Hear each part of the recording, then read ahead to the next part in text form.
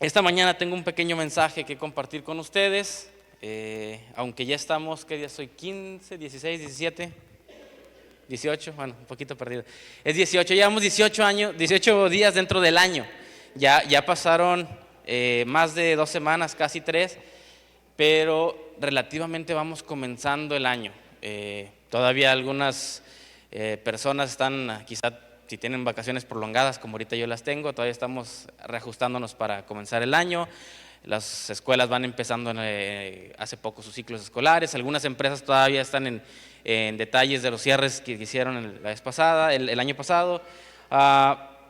Todavía es muy temprano en el año para tratar de ajustarnos a qué es lo que va a pasar a lo largo de este nuevo año 2026. Así que otra vez me parece adecuado hablar un poco o poner en perspectiva ciertas cosas en este momento que comenzamos con un año diferente. Algunos de nosotros despedimos el 2025 y comenzamos el 2026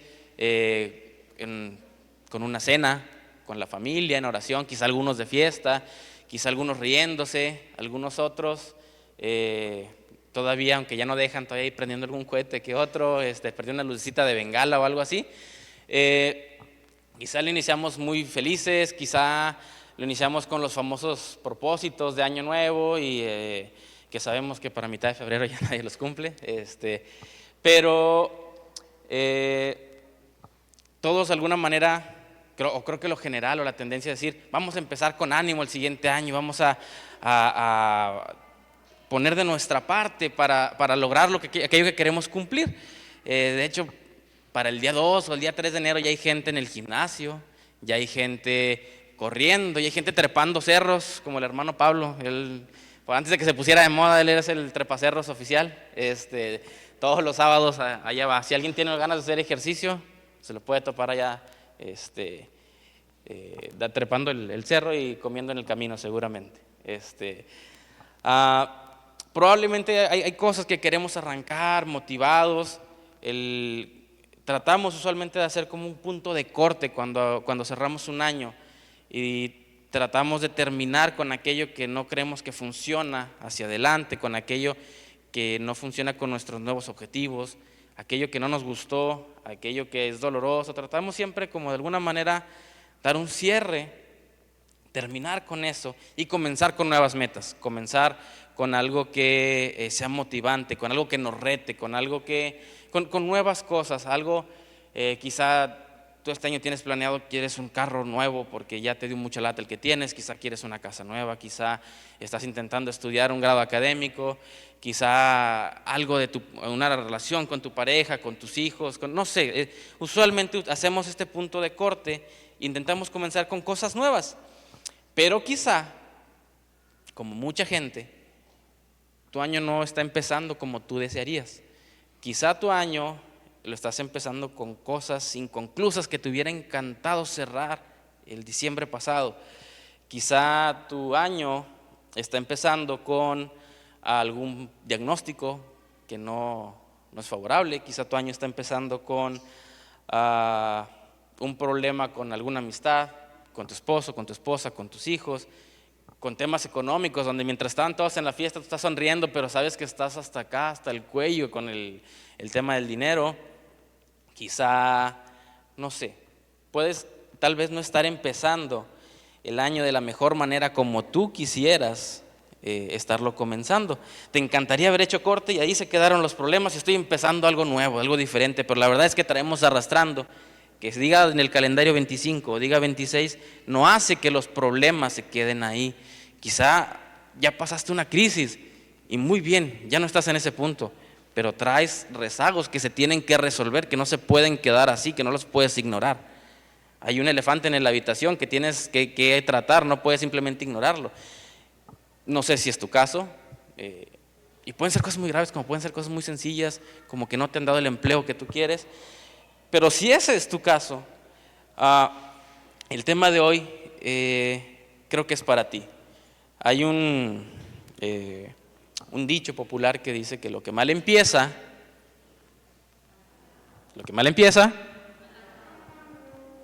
si hemos leído suficiente las Escrituras, podemos darnos cuenta que en la economía de Dios, a la forma de Dios, las cosas no suelen suceder como nuestra lógica dicta. Hay este dicho, lo que mal empieza, mal acaba, usualmente lo hacemos para decir, pues si estás haciendo algo mal desde el principio, las consecuencias naturales es que salgan mal. Pero en la economía de Dios, en la lógica de Dios, bajo las reglas de Dios, de hecho, lo que mal empieza, bien acaba, si lo dejas trabajar.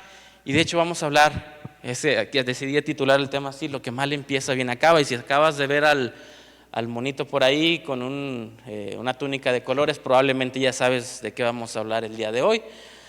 No te voy a contar toda la vida de José, es larga, y quizá al ratito tú ya quieras irte a comer, y a lo mejor no soy tan buen narrador, así que no te voy a contar toda la historia, pero quiero contarte algunas cosas. Probablemente ya la sabes, es el joven mimado por su padre, que le dieron una túnica de colores y fue vendido. Pero hay algunas cosas que sí vale la pena rescatar, un poquito de la vida de José.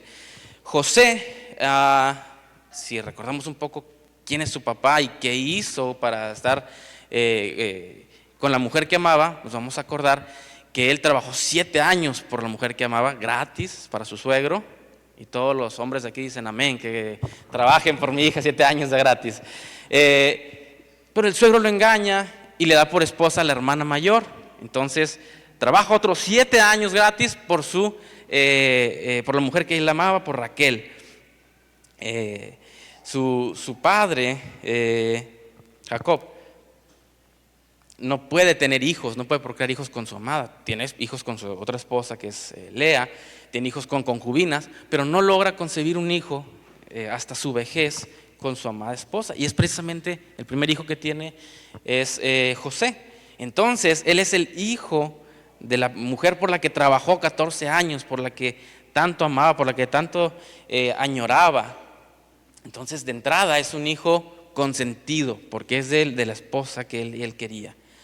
Ahora, tuvo a José en su vejez, eso quizá ya lo sabemos.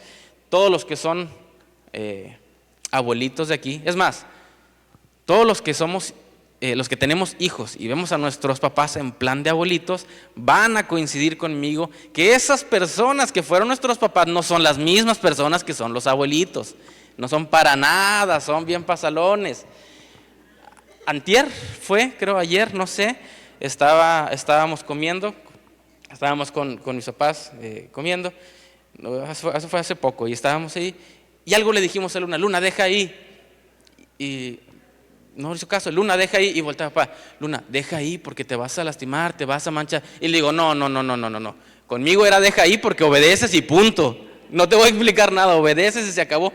Le digo, ¿cuándo ibas a andarme explicando lo que tenía yo que hacer y por qué? Lo tienes que hacer y se acabó. No son las mismas personas. El padre de José definitivamente no era la misma persona en su vejez. No era el mismo padre que fue con él, que fue quizá con sus hermanos mayores. Esto definitivamente causaba envidia, causaba recelo en el resto de sus hermanos, en los otros 11 que tuvo. Era una persona sumamente, vamos a decir, malcriada. Era chiflado, consentido. De hecho, y otra cosa que vale la pena rescatar, es que esa túnica que se ve así de colores, dicen algunos de los estudiosos que tenía una implicación incluso de estatus y de labor. Quiere decir, si ustedes ven la túnica ahí, que me sirve bastante de referencia, está así como hasta las muñecas, hasta los tobillos, que probablemente era como era aquella túnica. Él no era de la realeza, él era trabajador, o correspondía que fuera trabajador como el resto de sus hermanos, en las parcelas, con las ovejas, etc. Y si tú vistes algo así, no puedes trabajar. La usanza para quien iba a la obra era túnicas más cortas, más hasta acá a los hombros, a las rodillas o algo así, cosas que permitieran moverse en el campo. Para que me entiendan, el día de hoy es como si fuéramos allá a la labor, ahí a echar talacha, pues, con pantalón de vestir y camisa polo, una camisa, un saco, no corresponde. Entonces, el hecho que le estuviera dando este tipo de vestimenta era una manera implícita de decirle a los demás, él no va a trabajar, él se va a quedar en casa, él se va a ver aquí, él es nuestro trofeo, todos admírenlo, todos trabajen para él. Él es un joven de 17 años que se va a quedar jugando al Xbox todo el día en mi casa. Eso es todo lo que va a hacer, verse bonito y jugar. Entonces hay detalles como esos que vale la pena rescatar. José, en algún punto, es tanto el recelo que provoca en sus hermanos que ellos deciden matarlo.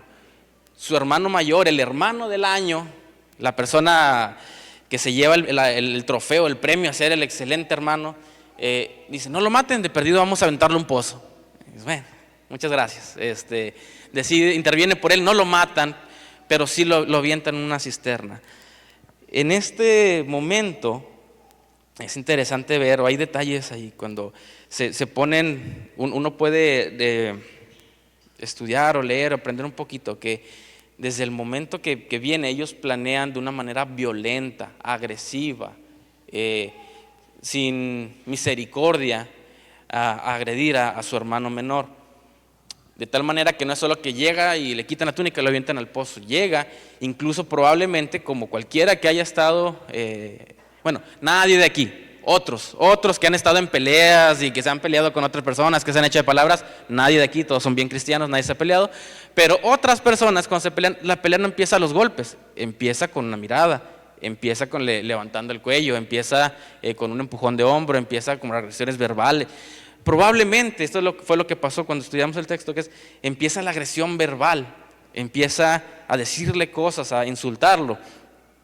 De pronto él no esperaba esto, llega con sus hermanos y empieza a recibir una agresión fuerte, y luego quizás algunos empujones, a moverlo, a estrujarlo, de tal suerte que le quitan su ropa, su túnica, y después es aventado al pozo.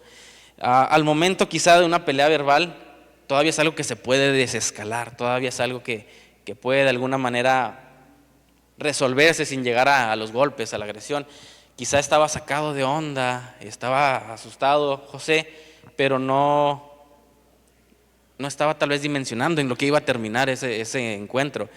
Y cada vez era más y más y más la agresión, más la violencia física, y cada vez más asustado. Era un joven de 17 años. Voy a aprovechar que está aquí. Isaac, ¿te puedes parar tantito? Es que estaba buscando a Giancarlo, pero no lo encontré. ¿Vas a hacerte un poquito para acá? ¿Te das la vuelta? Más o menos así se veía José. No tan guapo como él, pero más o menos así. Alguien como de 17 años. Él tiene más, pero vamos a decir que tiene 17. Alguien de complexión delgada, joven, probablemente, incluso se dice que era alguien de buen parecer, que era atractivo. Entonces, imagínense a alguien de ese tamaño. Digo, no tan guapo, pero más o menos así. Pues, por sus hermanos ya adultos, más grandes, unos roperones, que lo empiezan a violentar. Él estaba asustado. Probablemente, pues eran todos contra uno, puros adultos contra alguien de ese tamaño. Era injusta la pelea. Y llega al punto donde lo avientan a un pozo. No dice la altura del pozo, pero para que tenga agua no eran 2 o 3 metros. Para llegar a sacar agua era un pozo más grande. Sí dice que era un pozo seco, y no por eso se imaginen que ya estaba la tierra árida. Era un pozo seco en el sentido de que ya no había agua de dónde sacar. Al menos en ese momento no la había. Probablemente en ese punto todavía esperaba José que, bueno, ya aprendí mi lección y ahorita que me saquen o algo, pero él seguía ahí. Y se nota el nivel de agresión, el nivel de maldad en sus hermanos cuando dice que escuchaban los gritos de José, escuchaban los gritos de ya, por favor, ayúdenme, ya entendí, ya aprendí, déjenme en paz. Y ellos, lejos de compadecerse, se sientan a comer. Imagínate que estás haciendo algo, una violencia, ejerciendo violencia, estás siendo agresivo, estás cometiendo algo atroz, estás escuchando a la víctima ahí y tienes el cinismo de sentarte a comer mientras el otro está ahí sufriendo. Esto no era un arrebato emocional, no era un enojo del momento, era algo planeado, era algo malo totalmente. Y al estar José ahí en algún punto, pues tirado, seguramente golpeado de la caída, se encuentra en un pozo. Les decía, se menciona que es un pozo seco, pero no es seco en el sentido de tierra árida. Sigue estando húmedo, es un pozo profundo, un pozo oscuro. Este pozo estaba húmedo, probablemente al tener agua, lo lógico es que es un pozo enmohecido, es donde probablemente ves ahí un gusanito, es un bichito de esos que de niños nos encantaba hacer bolita para jugar con ellos. Era un pozo nada agradable, apestoso probablemente, oscuro, profundo, apestoso. Ese es el lugar en donde se encontraba José en ese momento de desesperación.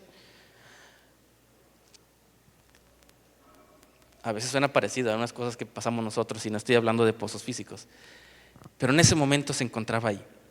En algún punto deciden sacarlo y quizás sintió un rayo de esperanza José de que ya me van a dejar, ya aprendí a ver cómo le hago, qué le digo a papá. Pero cuando lo sacan lejos de ser una resolución del problema, lo están sacando y ve que de pronto se lo están entregando a un grupo de gente, unos mercaderes, y se lo llevan. Decidieron venderlo por unas piezas de dinero de aquel entonces, que por cierto era lo que se pagaba, aproximadamente lo que pagaban por un siervo lisiado. Ni siquiera aceptaron un pago decente porque él estaba sano, porque era su hermano. Dame lo que das por un lisiado. Aceptaron el trato más escueto que podía haber en aquel entonces. Y de un momento a otro, cuando pareciera que estaba en lo más profundo y que ya iba a salir, termina en un pozo figurativo. Ya no es un pozo literal, es un pozo figurativo peor. Ahora está siendo esclavo, ya no él está físicamente ahí, pero ahora va a descender más su persona, pierde valor al ser esclavo, pierde el apellido, pierde la familia, pierde todo valor como persona y desciende todavía más. Ahora se va, muy seguramente, al ser llevado en las carretas que utilizaban en aquel entonces, tirados por animales, pues ya nada más se va alejando y se va alejando, iba viendo al horizonte hacia atrás, como sus hermanos, aquellos bestias grandotas, se van haciendo cada vez más pequeños. Y en ese momento, no sé tú, si fuera yo, porque he sido yo en mis propias vivencias, lo vas viendo sientes cómo se acabó. En ese que vas viendo a lo lejos que ya no hay nada que pueda hacer, la situación está pasando y tú no puedes intervenir de ninguna manera.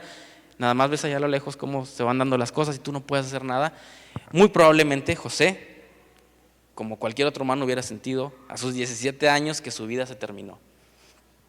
Lo que no sabía José es que ese no era el final de la historia, que iba a terminar incluso más abajo todavía. No, ese no era ni siquiera ni por poquito lo más bajo que iba a llegar. No me entretengo más con muchos detalles. Vivió muchos años José, no voy a contar toda su vida. Es llevado, saben la historia de Potifar, es llevado como esclavo. Dios está con él, lo bendice la casa de Potifar. Potifar le da una confianza tremenda. Su esposa intenta abusar de él se niega a contaminarse y pues es estimado, es engañado Potifar por su esposa diciendo que él quiso aprovecharse de ella, que José quiso abusar de su esposa. Y entonces es llevado a la cárcel, todavía más abajo de donde se encontraba. Allí en la condición de cárcel, era la cárcel del faraón, era un lugar donde estaba destinado a quedarse toda su vida. Dios lo bendice, Dios está con él, Dios lo prospera, de tal manera que encuentra favor o gracia ante los ojos del quien era, vamos a decir, el director de la cárcel. Este hombre ve en José que hay algo diferente y es como dejarle a un preso las llaves de la cárcel y pues no te salgas y que nadie se salga. Y José lo hace. Y ve él, haya gracia delante de Dios y lo bendice, y lo prospera y prospera a su ambiente. De tal manera que eventualmente llega con Faraón para interpretar un sueño que él tuvo y es colocado en un puesto de autoridad. De hecho, es colocado, porque el reino más grande en aquel entonces era el egipcio. La persona más poderosa del planeta, del tierra, del mundo conocido en aquel entonces, era el faraón. Y José llega a un punto donde él está abajito del faraón. Es la segunda persona con más poder en todo el planeta. Después es utilizado por Dios. Él es usado para que en el momento que va a llegar hambruna, que él no sabía, hasta lo que sabía es que iba a haber hambruna en Egipto, pero era una hambruna que iba a ser a escala global, o al menos del mundo conocido de aquel entonces. Era una hambruna grandísima que pudo haber afectado el desarrollo de la humanidad como lo conocemos incluso. José es utilizado por Dios para administrar los años de abundancia, para que cuando haya hambruna no hubiera muertes por falta de alimento. Fue una persona administrada, fue un secretario de Estado, vamos a decir, que sacó a la nación adelante. No te cuento mucho más porque seguramente ya lo leíste, ya lo has escuchado, muchas predicaciones, has leído José, has leído la Biblia muchas veces, has leído Génesis, ahí en los últimos capítulos donde está esta historia, y si no, pues te invito a que lo leas, hay mucho de dónde sacarle. Pero esto es más o menos así, en grandes brochazos, la historia de José, cómo empieza para abajo y parece que sale, termina más abajo, parece que va a salir y termina más abajo, y luego es utilizado para salvar a la nación y a su familia, e incluso al planeta entero conocido en ese momento. Ahora, la montaña rusa de la vida de José, como te dije, comenzó en un pozo, en un hoyo donde él sentía que era el fin de su vida. Ya te dije, es un pozo oscuro, húmedo y apestoso, con animales, bichos, feo, desagradable. Yo no sé en qué pozo estés tú justo ahora en tu vida, no sé qué situaciones estás viviendo, pueden ser menores, pueden ser muy, muy, muy, muy grandes. Puede ser un tema académico, que algo que se truncó, puede ser una relación que acabó, puede ser un tema laboral, de un trabajo, un negocio que querías emprender y aquello que invertiste se perdió todo. Puede ser, no sé, tú conoces exactamente a qué huele tu propio pozo, cómo se siente estar ahí adentro, cómo se siente cuando recibes ese diagnóstico y nada más estás tú y el doctor ahí en el consultorio. Yo no sé si es un pozo emocional quizá, de ansiedad, de depresión, pero yo quiero que sepas que hay 3 cosas que podemos rescatar de la vida de José el día de hoy para ti y para mí. Porque no es si estás o no estás, es vas a estar. En tu vida vas a pasar por valles, por depresiones, por momentos bajos, complicados. Cuando estés ahí, o si estás justo ahí en este momento, quiero compartirte 3 cosas. Y la primera es, Dios está contigo en el pozo, hermano. En el que sea que tú estés, Dios está contigo. De hecho, los pozos en la Biblia, figurativamente hablando, son una constante. Si tú te fijas, Daniel terminó en el foso de los leones, los amigos de Daniel encerrados allá en el horno de fuego. David, quizá no es un pozo real, pero figurativamente hablando termina muy abajo cuando es perseguido por su predecesor Saúl y termina en una cueva allá a lo lejos, metido con apenas un par de personas que lo siguen. Jonás, su versión del pozo es de su ciudad a la costa, al mar, al fondo del bote, al mar, hasta el animal, aquel gran pez, hasta lo profundo del mar. Si te fijas, es una constante, es una herramienta que se repite muchas veces en la Biblia, y de hombres grandes, de hombres grandes figuras de la Biblia que uno admira, pero que son personas exactamente como tú y como yo, que atraviesan o atravesaron situaciones muy parecidas en un contexto diferente, pero las emociones son las mismas. Platicaba alguna vez con Claudia, que es psicóloga ella, mi esposa, entonces decía, a lo mejor hay circunstancias bien diferentes de familia a familia, de persona a persona, pero si independientemente de las condiciones, que si lo económico, que si lo educativo, que si el problema en específico, que si esto, todo se viene a reducir siempre a un par de emociones. O estás sintiendo esto, o esto otro, o esto otro, o esto otro. Las emociones son contadas, ¿no? Independientemente de las circunstancias, lo que viene, todo se viene a reducir a las mismas situaciones como personas. Entonces, aquello que vivieron estos hombres en aquel entonces, esos que leemos en la Biblia, probablemente sea lo que sintieron, sea muy parecido a lo que estés sintiendo tú cuando estés en estos momentos. Me encantaría decirte, como primer punto, cuando estés ahí, Dios te va a sacar de ese pozo, pero no necesariamente. Pero Dios sí va a estar contigo ahí. Dios va a estar contigo en el pozo. De hecho, si pones atención, puedes ver que casi a ninguno, estoy haciendo memoria justo ahora para no equivocarme, pero a ninguno lo sacó inmediatamente de su pozo, pero estuvo con ellos todo el tiempo. De hecho, me gustaría que abrieras tu Biblia, por favor, en Génesis 39. Puedes abrir Génesis 39, versículo 20. Vamos a ver cómo Jehová, nuestro Dios, estuvo con José.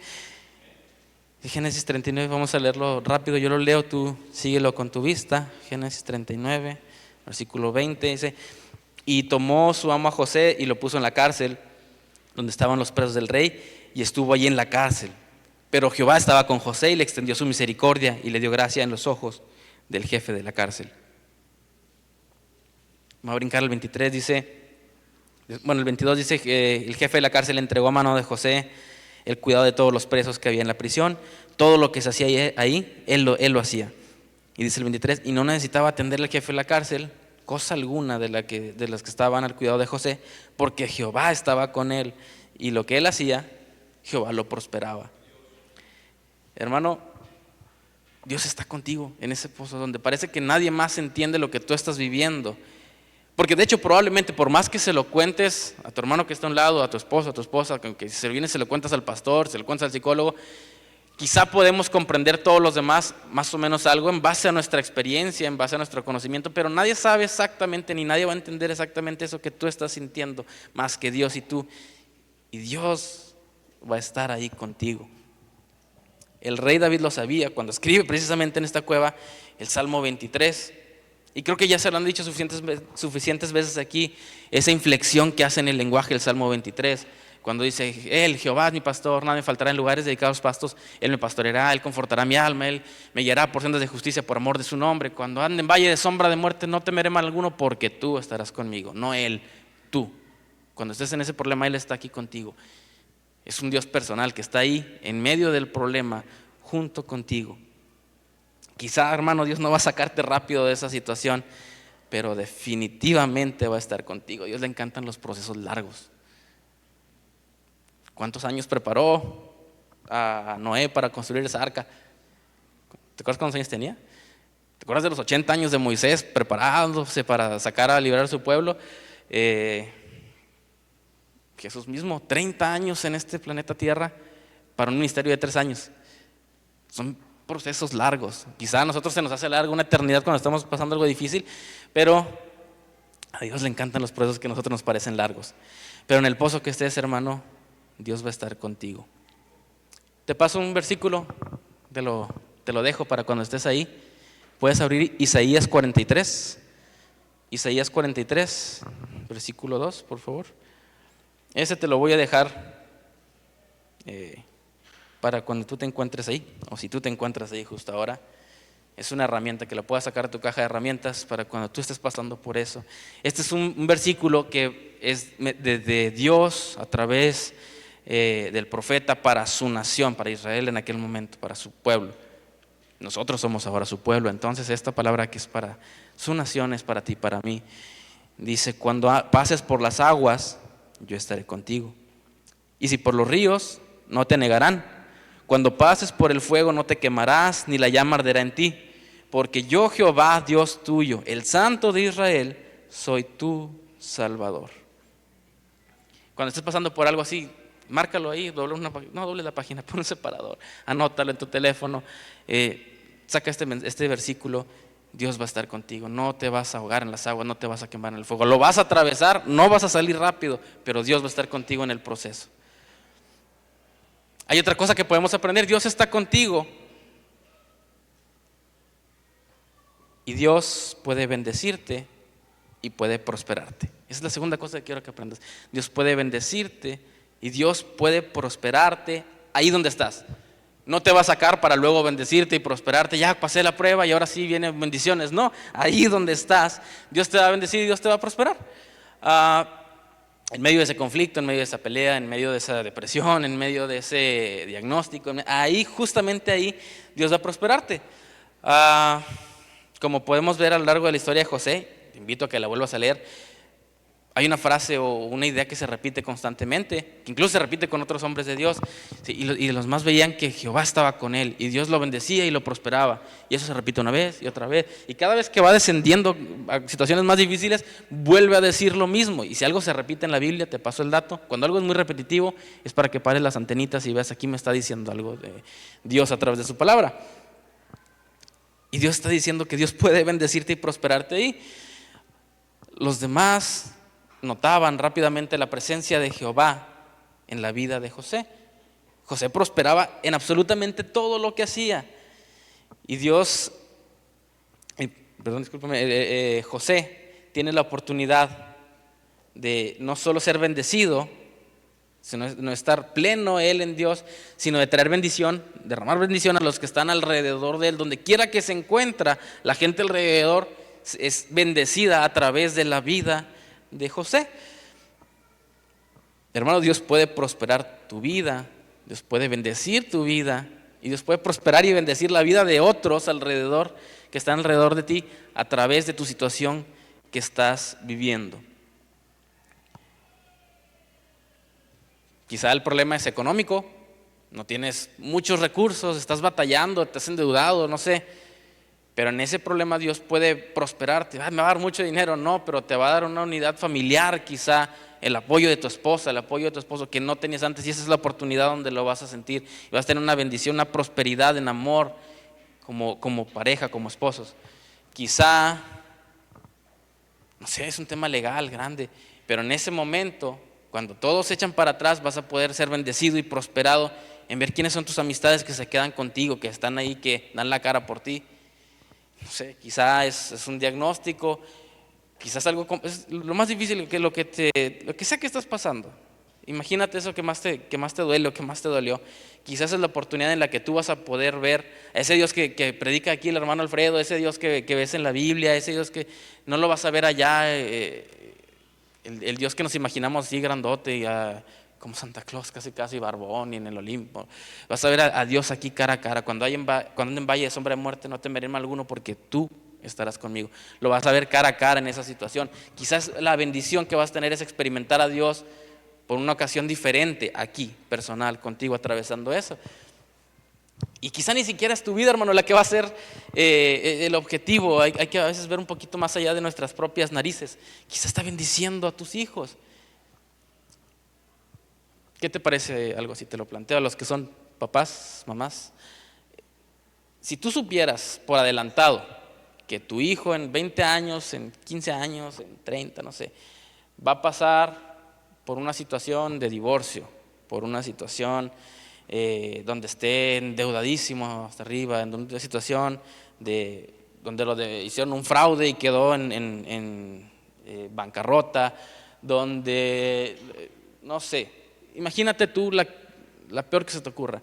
Si tú supieras por adelantado que lo va a pasar, ¿estarías dispuesto tú a vivirla tú mismo con tal de que tu hijo viera cómo se debe hacer para que cuando él la pase, se pueda salir victorioso de ahí? ¿Estarías dispuesto a tú pasar por algo así de difícil, así de duro, y que te vea a ti cómo reaccionas, cómo hincas, doblas tu rodilla, te hincas, oras, cómo sacas la Biblia? ¿Estuvieras dispuesto a pasar lo más duro que se te imagine con tal de que tu hijo en el futuro supiera hacerle frente a esa situación? Yo creo que sí, yo estaría más que dispuesto a pasar. Si eso le ayudaría a mis hijos a no terminar fracasando en esas circunstancias, yo lo haría. Ahora imagínate que la circunstancia en la que estás viviendo puede ser de bendición, a veces ni siquiera es para ti, es para tus hijos, que puedan ver cómo en medio del conflicto tú no tomas venganza, cómo en medio del conflicto tú no vas y todo lo que haces es hacerte bolita y llorar para siempre, cómo en medio del conflicto tú te arrodillas. Quizá como en medio del conflicto, cuando tienes todas las ganas de tomar venganza, y la otra persona se lo ganó a pulso, como en lugar de hacer eso, decides perdonar. Como en lugar de hacer eso, cuando, no sé, no hay dinero, y en lugar de estar estafando, robando, o lo que se te ocurra, como en lugar de reaccionar mal como cualquier otra persona lo haría, cómo ven la confianza en Dios que tú tienes. Quizá la bendición ni siquiera es para ti, es para los que siguen después de ti.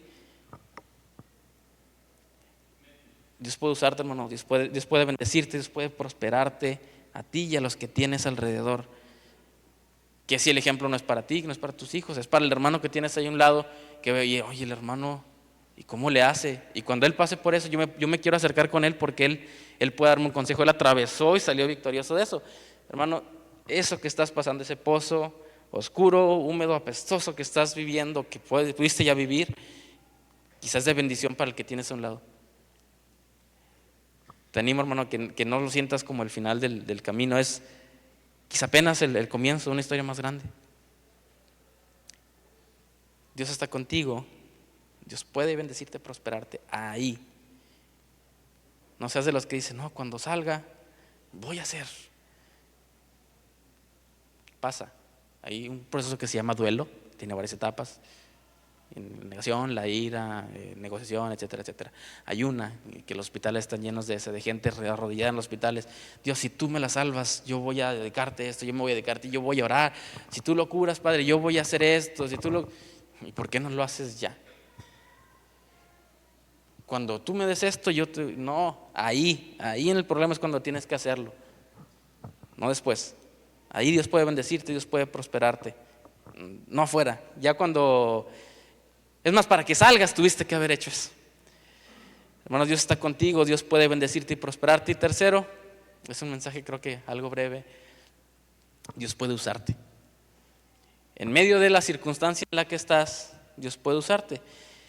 José es llevado eventualmente a un puesto de poder. Te decía, era la segunda persona más poderosa en el mundo conocido. En algún momento él tenía muchísimo trabajo porque él ya sabía de la escasez que iba a haber en la nación. Imagina la cantidad de trabajo que tenía que tener para dirigir una nación, no solo dirigir una nación, prepararse para los días en que no iba a haber alimento. Por 7 largos años no lo iba a haber. Y él todavía no lo sabía. Él sabía que no iba a haber alimento en su nación, pero quizá no sabía que iba a ser algo más grande que solo su nación. Él no es solo Egipto, quizá aún no lo sabe, pero no es solo Egipto, sino el mundo conocido, el que está a punto de pasar por una crisis. Y en medio de una situación, imagínate una persona altamente ocupada, es decir, un vicepresidente o algo así, con el cargo de estrés que tiene, en algún punto en ese contexto, llegan a él, al palacio, sus hermanos, rogando por comida. Esas personas, esos monstruos, que lo metieron en todo eso para empezar, que toda su montaña rusa que él experimentó por vida, todo empezó, humanamente hablando, con esos que están ahora rogándole ahí. José estaba en la posición más privilegiada para tomar venganza de ellos. Estaban ahí ahora hincados, como él les había dicho en algún sueño que interpretó, que iban a estar arrodillados frente a él. Justo, eso era lo que estaba pasando ahora, y él podía decir, ¿se acuerdan? Yo les dije que iban a estar, ahora aquí están. Él estaba en la posición perfecta, con todo el poder y la facilidad del mundo para que hicieran con ellos lo que quisieran. Pero José también estaba en el puesto indicado, en el tiempo indicado, con las personas indicadas, para que se pudiera cumplir la misión que Dios tenía para él.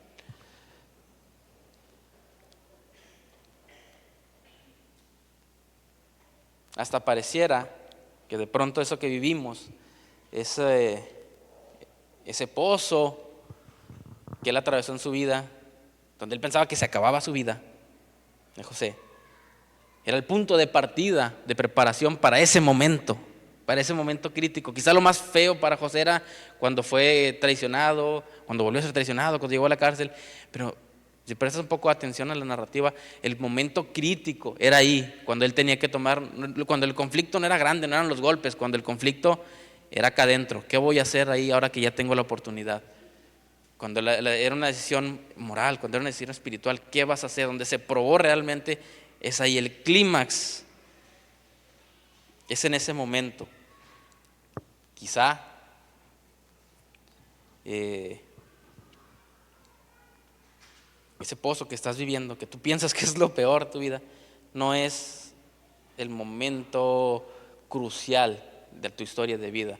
Quizás te está preparando para cuando llegue. Cuando llegues ahí, seas una persona probada, hayas pasado por fuego en las manos del alfarero, que haya sido moldeado para que cuando estés en donde sea el punto crítico donde tengas que decidir de cierta manera, donde se note tu estatura espiritual, donde se note tu confianza en Dios, tu fe, se va a moldear a través o desde que empezaste en este problema. José en su momento se dejó utilizar por Dios y Dios bendijo a todo el pueblo egipcio, Dios bendijo a todo el pueblo hebreo, Dios bendijo a la familia de José y no solo al egipcio, al hebreo, a la familia, sino a todo el mundo conocido, y lo fue salvado de la hambruna. Aun cuando estés habitando, hermano, en tu pozo, Dios puede usarte. Incluso, te decía, con propósitos más grandes que tu propia vida. No siempre somos el protagonista de la historia, ¿eh? Ya que dicen ahora yo soy el personaje principal de mi historia, los demás son secundarios. A veces no, a veces también eres un secundario en una historia más grande que Dios está escribiendo. Nada más que esto implica, hermano, renunciar al yo siento, al yo quiero, al yo puedo hacer, yo puedo resolver, para que Dios pueda utilizarte en tu vida y en la gente que está alrededor de ti, y en propósitos incluso más grandes tienes que renunciar al yo, ese yo que tenemos muy, muy marcado. Y es que lo que yo siento es esto, y es que a mí me hace sentir, y es que a mí me hace sufrir, y es que pero es que lo que yo quiero es esto, y lo que a mí me parece es que debe ser así. No, y este problema yo lo puedo resolver así, mira, tengo que hablar con esto. A veces tienes que renunciar al yo y obedecer lo que Él quiere que tú hagas. Para que Dios pueda usarte en medio de ese conflicto, tú tienes que renunciar a tu yo, lo que tú quieres, hermano. Te lo paso. Y eso sí suena rudo, pero si lo enseñas incluso desde pequeño, ayuda a dejarte de algunas cosas. Lo que tú sientes, que ahora está muy de moda decir, es válido, sí, es válido. Pero te digo una cosa, no es tan importante. No es tan importante comparado con lo que Él quiere. Lo que tú quieres no es tan importante, te lo prometo. Es lo que Él quiere. Lo que tú puedes hacer no es tan importante, es lo que Él puede hacer, no lo que tú puedes hacer. Hermano, renuncia al yo y Dios va a poder usarte. Creo que por ahí hay un tema con esa slide. Aquí vamos a pasar al que sigue. Pero Dios puede usarte en medio de ese pozo que estás atravesando. Quiero terminar así. Quiero terminar de la siguiente manera. Acabo de contarte más o menos cómo la vida de José fue descendiendo cada vez más, condiciones cada vez peores, más abajo, hasta la prisión que implicaba la muerte. Iba a llegar a la muerte dentro de esa prisión, y de cómo Dios le da la victoria, lo alza y salva a todo el mundo conocido, salva a la humanidad. Te hago una pregunta, ¿no te suena más o menos esa historia de otra parte de la Biblia, donde un hombre desciende, es humillado en descender, desciende hasta lo sumo, es llevado a un pozo llamado la tumba, se alza y salva a toda la humanidad? ¿No te suena eso en otra parte de la Biblia? Cuando Dios interviene, hermano, pasan cosas grandes. Cuando Dios interviene, pasa la cruz. Cuando Dios interviene en tu historia, donde vas cada vez más abajo, Dios puede darte la victoria. Lo que parece una derrota inminente puede ser la victoria más grande que tengas en tu vida, hermano. Cuando Dios interviene, lo que estás viviendo hoy con dolor, lo que estás viviendo hoy con tristeza, lo que estás viviendo quizá con incertidumbre, en silencio tal vez, nadie más sabe, todo eso que te duele puede ser transformado en algo que cambie, que sea un parteaguas en tu vida, y que incluso puede impactar a más gente a la que está a tu alrededor, no solo tu vida. Si estás en un pozo, por favor, hermano, deja tomar a Dios el control. Él lo puede tomar, pero no lo va a hacer. Él va a dejar que te des de topes hasta que tú quieras ceder. Déjale, por favor, el control a Dios. Él tiene mejores planes que los tuyos. No decidas por ti mismo, dice Proverbios, no confíes en tu propia prudencia. Pídele más bien que tome el control y que te guíe a través de cada paso de la situación que tú estás viviendo. No es el lema del grupo de oración que dice aquí, clama a mí y yo te responderé. No, clama a mí y te enseñaré cosas grandes y ocultas que tú no conoces. Clama a mí y yo te responderé y te enseñaré cosas grandes y ocultas que tú no conoces. Yo, si tengo un problema, yo la verdad preferiría que lo maneje Él y no manejarlo yo. Cuando estés en un pozo, hermano, Dios está contigo. Dios puede bendecirte y prosperarte, y Dios puede incluso usarte ahí abajo. Porque cuando Dios interviene, hermano, lo que mal empezó, termina bien. Cuando Dios interviene, eso que estás ahorita batallando, que no está muy favorable, iniciando tu 2026, este año, si no está empezando de la mejor manera, puede terminar bastante bien. Eso inconcluso que tienes que trabajar, que no lo puedes dejar, puede terminar bien. Cuando Dios interviene, lo que mal empieza, bien acaba, hermano. Vamos a hacer una oración. Padre, te damos las gracias, Señor, porque eres bueno, eres paciente con nosotros, Señor. Nos das la oportunidad, Padre, de abrir los ojos cada día. Y Padre, quizá en lugar de aprovechar, Padre, ese día, Señor, en confiar más en ti, Padre, en dejar en ti el control de lo que vivimos, Señor, seguimos siendo necios. Quizá en lugar de hacer lo que esperas, Padre, somos necios y tratamos de tomar las cosas en nuestro control, Padre. Quizá estamos atravesando nuestro propio pozo, Padre, en nuestra vida, y aún así no entendemos. Tal vez somos necios como Jonás, que aún en el vientre del gran pez no entendemos, Padre. Ayúdanos, Señor, a ceder el control. Ayúdanos a estar en ese pozo, Padre, de una manera que tú te sientas orgulloso de cada uno de nosotros. Ayúdanos a esperar, Padre, a mostrar un carácter, Padre, como el que hubiera mostrado Cristo en esa situación. Para poder decir, como dijo Cristo en el monte, Padre, no sea mi voluntad, no se haga mi voluntad, sino la tuya. Ayúdanos a esperar, a tener paciencia, a tener fe, Padre, a entender que quizá no vamos a salir rápido de ahí, pero ahí vamos a crecer, ahí vamos a verte, ahí vamos a madurar, ahí vamos a servir, Padre, ahí vamos a ser bendecidos y a bendecir a otros. Te lo pedimos en nombre de Jesús. Amén.